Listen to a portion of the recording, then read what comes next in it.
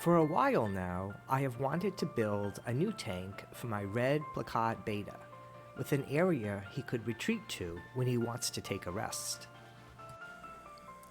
Hello everyone, this is Charles from the FishLoft. Let's build a grotto for my plakat Betta.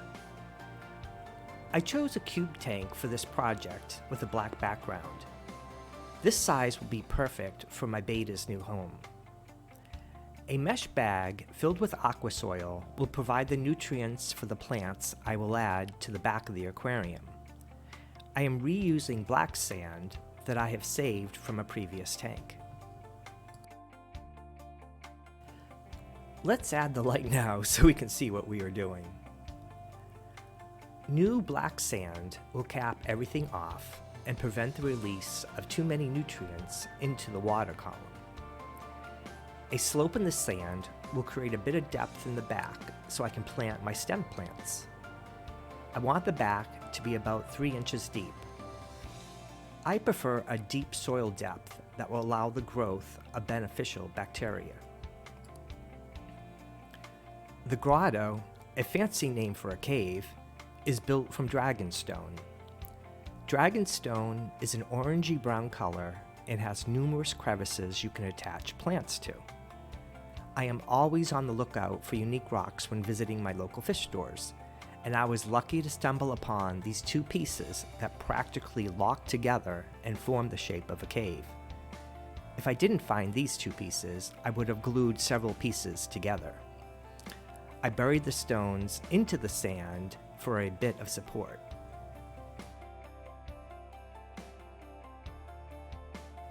They are already quite stable, but I'm going to add some stones in the back for additional support.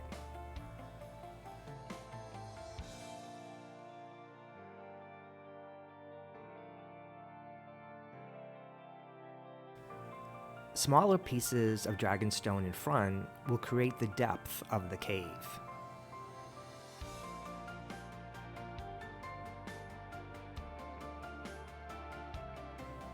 Some stones positioned along the back of the aquarium will create the illusion of a distant cave wall. Now we can add the water.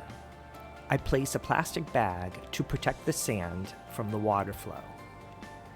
My tap water has been treated with a conditioner to remove any chlorine and heavy metals, which makes the water safe to add fish. The heater is added to the back of the aquarium.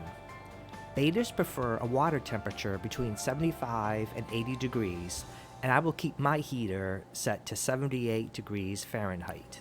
Next in is my internal filter.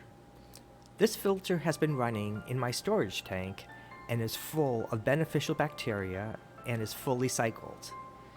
It is filled with a coarse sponge, biofilter media stones, and polyfill. This overhead shot looking down into the aquarium shows how I position the rocks behind the cave. The first plants I am adding to the grotto are slow-growing Anubias Nano Petite. Their roots will grab onto the craggy holes of the dragonstone. I think their green color offsets the orange of the stone perfectly. In the background, I am adding Creeping Charlie, a fast-growing stem plant. It is an undemanding plant, and I will replant any trimmings to completely fill the background.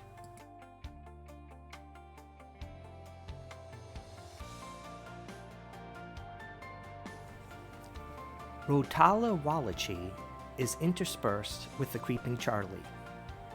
I have this plant in my other tanks, and depending on how much direct light it receives, it ranges from green to a dusty red.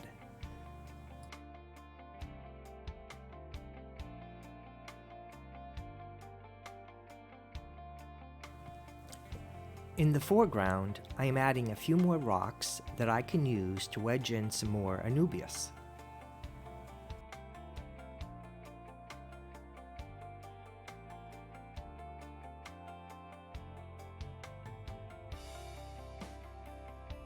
Bucephalandra dark wavy green with its curled edges will provide a different leaf texture.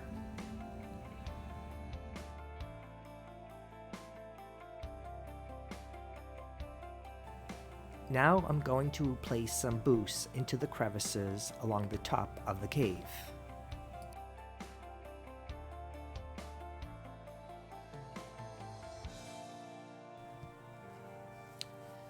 To offset all this symmetry, I am adding pennywort to the right side of the entrance to the grotto.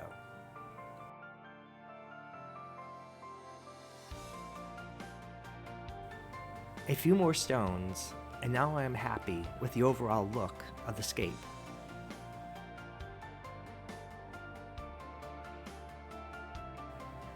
To provide a bit of shade, I am adding Salvinia minima I have gathered from one of my other tanks. Salvinia is a floating fern with small oval leaves and very short roots.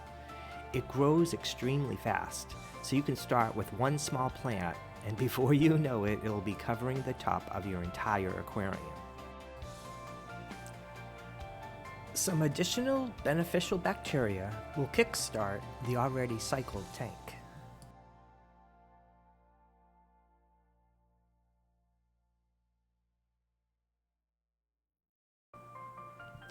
Now to temperature acclimate my betta, who has been patiently waiting in his tank. I have had him for about 1.5 years, and he is accustomed to my water parameters. Into your new home you go.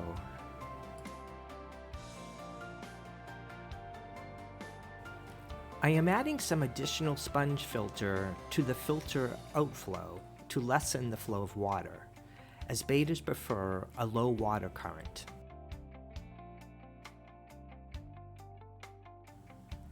As he is sitting in his grotto, I place the glass canopy, which prevents any jumping, and also slows down water evaporation. I will now let him get familiar with his new home.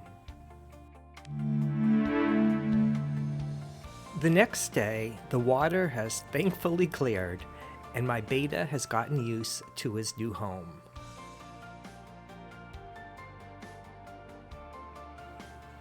He seems to enjoy swimming in and out and all around the cave. A few days later, I added an auto to help control the algae that was forming on the glass. They get along fine, which I was thankful for because he did not like sharing a previous tank with Corey's. Let me know if you have kept bettas and if you have a favorite type. If you enjoyed this tank build, check out my other tank builds. Thank you for watching. Please consider liking and subscribing to help grow the FishLoft channel.